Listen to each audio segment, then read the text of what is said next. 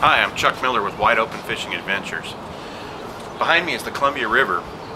It's the main river flowing between Oregon and Washington. It's chocked with fish throughout most of the year. Different types of opportunities. Everybody's got something to go for. Right now, there are spring chinook and steelhead in the river, primarily spring chinook. Great run of spring chinook. 300,000 predicted to go over Bonneville Dam this year. They're a little late coming, but a lot of that's because for the second year in a row, we've got a real high flow out here.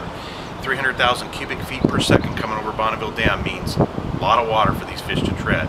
Now these fish are coming in somewhere between the end of December and the end of May on this run. They're not going to spawn until fall. They have extremely high fat content, oil content in their bodies. This makes them extremely good table fare. Everybody loves them on the barbecue, but it also makes them lazy. They're not going to waste that energy that's stored up when they're not going to eat in the river, because after they come out of that salt water and acclimate to the fresh water, they stop eating.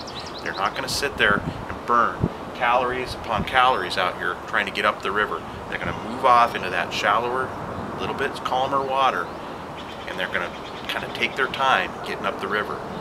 Case in point, a week ago Saturday, Buddy and I were out. We caught a couple of really nice fish. We started fishing at 10 to 8. By 5 to 8, my buddy had caught a 19.5 pounder.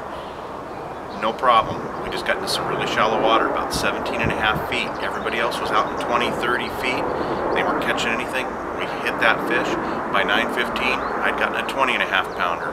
We were done for the day. We called a couple other buddies in, gave them the coordinates of where we were from the GPS. They went up. They had 6 opportunities, got 2 fish for 3 guys throughout the rest of the day in that same spot. You got to move in tight. One spot the fish don't bite is on your couch.